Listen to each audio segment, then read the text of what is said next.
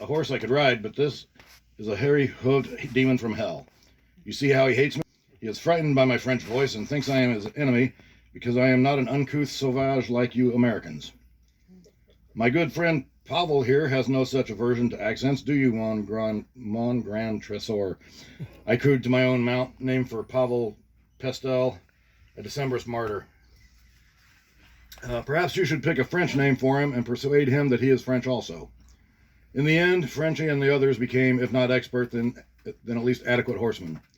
Incidentally, when Frenchie named his mount Joachim, after the dashing French cavalryman Joachim Murat, the two did seem to get along better, or at least Joachim seemed less intent on killing him. Frenchie still refused to repent of his disdain of cavalry. Did I not see Campbell's thin red line break a Russian cavalry charge? Did I not see with my own eyes the light brigade completely destroyed by Russian artillery? The only use for cavalry is against other cavalry. The only victory our cavalry had that day at Balaclava was when Scarlet's heavies charged uphill against the Russian cavalry. Now that was a fight. 800 of our heavy cavalry against 3,000 Russian light horse, and Scarlet broke their ranks and drove them back. But it would have been a different story if it had been Russian infantry.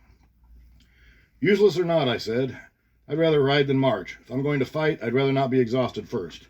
Frenchie just shook his head. After the New Mexico campaign, Confederate forces ceased to be a concern, so we were set to guarding against Indian raids and depredations, and punishing those who transgressed. In July of '63, Major Wynkoop led us on a mission to catch and punish some Utes who had been raiding and stealing stock. We spent weeks tracking them over mountains, plains, and deserts, and never once set eyes on them. I was beginning to fear we'd be eating our horses by the time we finally limped, filthy, exhausted, and starving, back into Denver. Not everyone was as unsuccessful as us, though. Lieutenant Eyre of the Colorado Volunteer Artillery seemed to have a particular knack for finding and destroying Cheyenne villages. Depredations by Cheyenne, Arapaho, and Sioux tribesmen continued to escalate. In June '64, Nathan Hungate, his wife Ellen, and their 2 infant daughters were murdered and mutilated near Box Elder Creek. The bodies were displayed in Denver, causing both panic and a thirst for vengeance. Governor Evans authorized raising more troops, specifically to kill hostile Indians. Confrontations between whites and Indians were reported almost daily, as were accounts of raids and massacres perpetrated by the bloodthirsty heathens. Most troopers' greatest fear was not being killed, but captured alive by savages.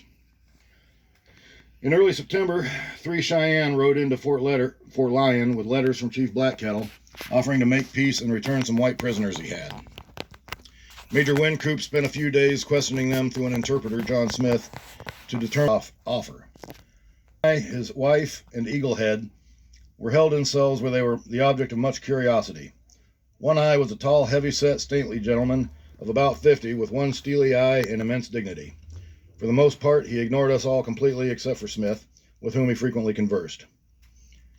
Mrs. One Eye was short, stout, and quietly good-natured, and quite a bit younger than her husband. She fussed over him, attending to his comfort, and they generally seemed quite fond of each other. Give them haircuts and civilized clothes, and they'd pass for Episcopalians. Eaglehead, on the other hand, would never pass for anything but what he was, a warrior. He had a way about him that reminded me greatly of Polk Carlin. He was truly a killing gentleman. On about the 4th or 5th, Major Wynkoop had the whole post formed up on the parade ground. Men, he called, we have been presented a rare opportunity. The chance to not only deliver white women and children out of the hands of their captors and restore them to the bosom of their families, but to also take the first steps in forging a peace with the Cheyenne. Such opportunity is not without risk, but what is that risk compared to the invaluable reward of rescuing our women and children and bringing peace to this troubled land? He paused to sip from the cup. I will not order any man to undertake these risks. I ask for volunteers only. Captain Soule, Lieutenant Kramer, and I will be riding out, unaccompanied if necessary, but the more men we have, the more assured we are of success. I know you men are brave. You proved that at Glorieta Pass. Now I ask you brave men to ride with me to bring succor to helpless innocents and end a war. Then he quieted a bit. I do not ask you to make this decision lightly or quickly, he said. In the morning, volunteers will assemble here at 0800. We will spend the day preparing the expedition and ride out the following morning. Frenchie, Big Dave, and I needed no time to think. We were ready. The foremost thought in Big Dave's and my mind was, would the Whitaker girl be one of the hostages?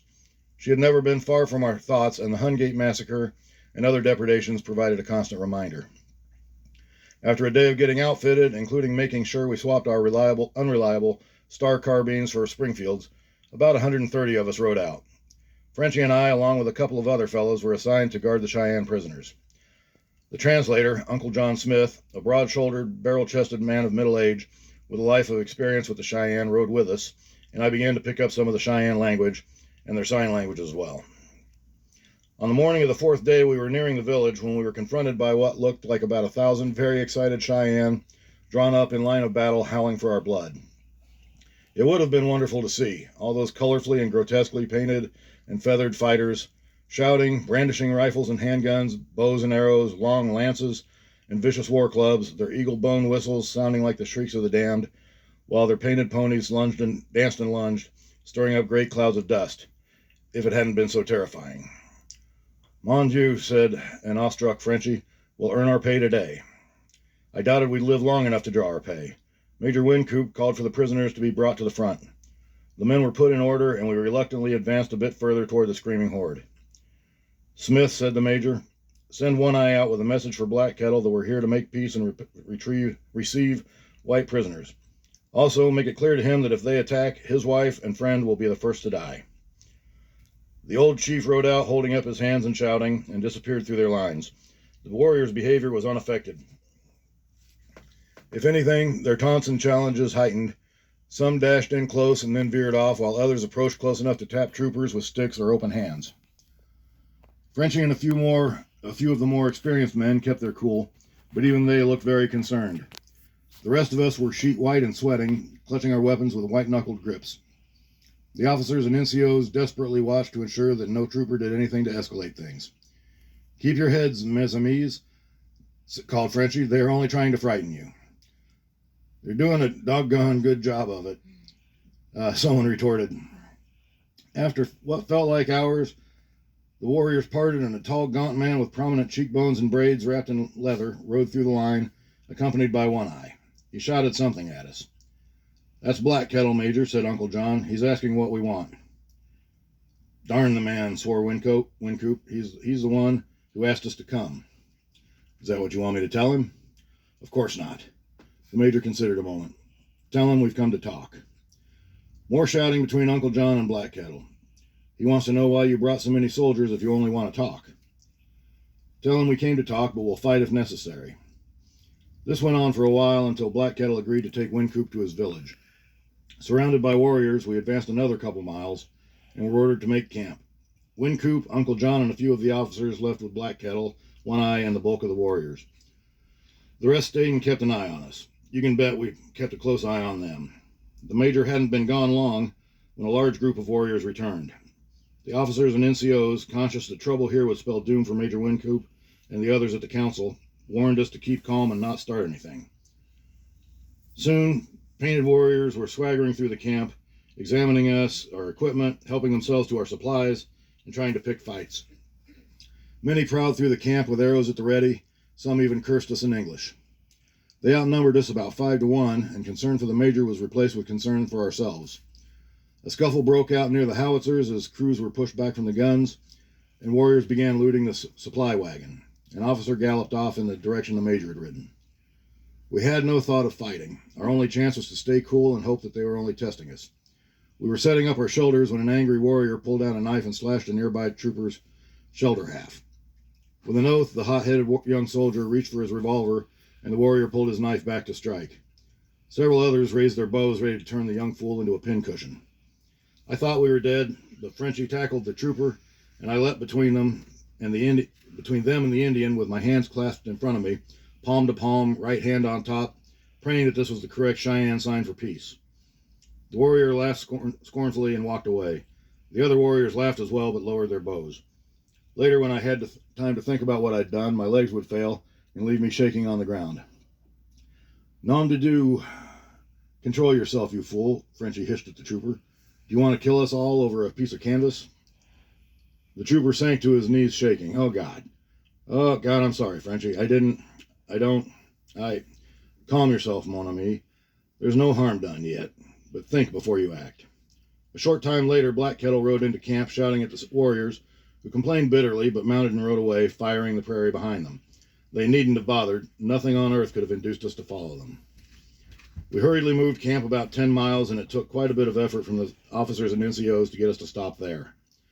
Only a few of the Cheyenne had followed us, and they were satisfied to watch from a distance. So, although we all stayed alert, we were able to relax a bit. When Major Wincoop, One Eye, and the other officers rode into camp that evening, many of the men began agitating to break camp immediately and head to the fort, but the Major would have none of it. "We came here to recover white captives and end a war, and that is what we'll do," he said. "We darn near tried dying once already," said a voice from the darkness. "We can't trust these darn heathens. They'd like nothing better than to butcher the lot of us." There were many voices raised in agreement. None of those men were cowards. They had conducted themselves with resolute courage all day. But there is a difference between knowing there may be danger ahead and being face to face with an angry enemy who outnumbers you badly. Major Wincoop would not be swayed. "Black Kettle is a man of honor. He has personally assured our safety and promised to return the captives tomorrow." He pointed to One Eye. "This brave man has offered himself as a hostage as a sign of Black Kettle's good faith. We would be cowards to run away now and leave those captives to their fate." "If they're captives, they're ruined already," said another faceless voice. "They might as well be dead, and I don't want to join them." There was more angry muttering. The words "fool's errand" and "darn stupid glory hunters" were bandied freely. "Any man who leaves camp will be shot without warning," was the Major's last word on the subject. He and the other officers stood watch all night, revolvers in hand. Uncle John bedded down near the fellows and me. "Boys," he said, "I hope to never see so many riled up Injuns in one place again." He nodded toward the Major's silhouetted form at the edge of the camp. "Him and them other officers played it just right. No promises or nonsense. Black Kettle's no fool. He knows Wincoop's got no control over anything but the men under him. A lot of Cheyenne were for killing us all, but old One Eye spoke up for us, and Black Kettle carried the day. If Wincoop had tried bribing them with big promises, I don't think any of us would ever see Denver again." We told him of our adventures, and all agreed it had been the tightest spot any of us had ever been in. The next morning, every man was still in his place, but there was still much complaining and pleading to return to the fort. The Major simply ignored it. I suppose he was happy just to have not been shot by his own men, and we waited. Around midday, a small group of Indians approached and turned over a girl of about 16 years named Laura Roper, a round-faced girl with the wide-set, terrified eyes of a steer in a slaughterhouse. She had been a captive of the Cheyenne for over a month and did not appear to have been mistreated, although she was thin as a rail and timid as a mouse, either refusing or unable to speak or meet anyone's eyes. Excuse me. We made a little room for her in the supply wagon, and men stood an armed guard around her every minute, listening to her quiet sobbing. No one knew whether they were tears of joy at her rescue or of sorrow for all she had seen and been subjected to. The recovery of the girl cheered us all and revived our martial spirit. "We ought to send for more men and wipe these red sons of guns out," said Sergeant Carpenter, an unpleasant, truculent man who had been one of those agitating to run for the fort. "You stupid jerk," said Uncle John. "Black Kettle's been trading like crazy with the bands that took her and others, so he could give them to us as a sign of peace. He's trying to keep the peace, and you darned idiots would do well to just shut up about things you don't know nothing about." "Jerk, is it?" exclaimed Carpenter, balling his fists. "I'll show you, jerk, you darned Indian lover." Carpenter was also a very large man with fists the size of hams and mine-hardened muscles to swing them, so Uncle John, no coward but much older and smaller than Carpenter, was relieved when a passing officer intervened. The rest of the day passed in waiting, and again that night the officer stood guard. In the morning a brave rode into camp with a message for the Major. Black Kettle was coming. Major Wincoop ordered Frenchie and me to mount up, and we accompanied him, Uncle John, and One Eye to greet the chief. We met him and a large band of warriors and women about half-mile from camp. They stopped a short distance away, and Black Kettle approached us with just a couple of warriors, a squaw, and a white boy of about 10 on a horse. A white boy of about 6 rode with one of the warriors. The older boy rode ahead of the Cheyenne, straight up to Major Wincoop. "What's your name, son?" the Major asked softly. "I'm Dan," said the tyke. "Are you going to take me home?" "We surely are, Dan, we surely are." "You're safe now, son." He directed Frenchie to take charge of the boy and then signaled me to accompany him to Black Kettle to accept the other child. The stone-faced warrior handed him to me, and the boy, who I would learn was named Ambrose Archer, clung to my neck with a grip like iron, my eyes filled with tears. "My God," I heard the major say, and I turned my head to see a pair of tiny white arms reaching for him from the folds of the squaw's blanket. The major approached, and she handed over a little girl, barely more than an infant. Without a word, the major clutched her tight to his bosom. He nodded to Black Kettle, wheeled his mount, and galloped back to camp. Frenchie and I followed, while Uncle John remained behind to talk with Black Kettle. Early the next morning, we returned to Fort Lyon, accompanied by the Cheyenne and Arapaho chiefs, along with a group of warriors. Shortly after we reached the fort, Left Hand and Little Raven's band of Arapaho came in and set up camp about a mile away. It was a small group of about 100 lodges and very friendly. Black Kettle's people moved to Sand Creek, about 40 miles northeast of the fort, and we were visited at the fort daily by Cheyenne and Arapaho, both individuals and families. This proved to many of us their desire for peace and afforded the Indians some protection from revenge-minded whites. Major Wincoop, with a small complement of troops, escorted the chiefs and headmen to Denver to work out a peace agreement with the governor and other authorities.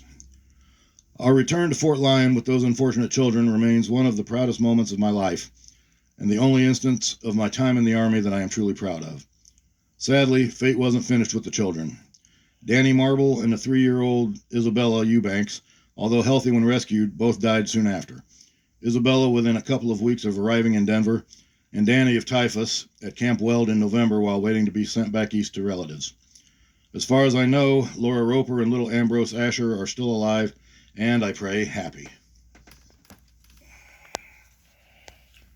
I never heard a single word about the poor Whitaker girl's fate. That's it.